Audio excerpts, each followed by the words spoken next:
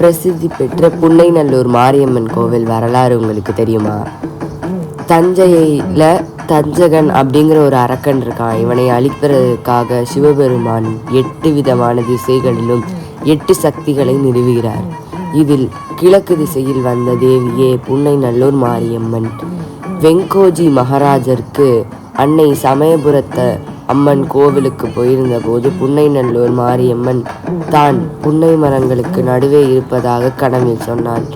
இதேபோல் வெங்கோஜி மகாராஜரும் புன்னை மரங்களுக்கு நடுவே தேடும் பொழுது அன்னையுடைய சிற்பம் கிடைத்திருக்கிறது. இதுவே இன்று வரை புன்னைநல்லூர் மாரியம்மன் என்று அழைக்கப்படுகிறாள். இங்கு கோடை காலத்தில் இந்த அம்பிகைக்கு வேர்வை துளிகள் முத்து முத்தாக வேர்ப்பதால் முத்து மாரியம்மன் அப்படி என்கிற பெயரும் இருக்கிறது.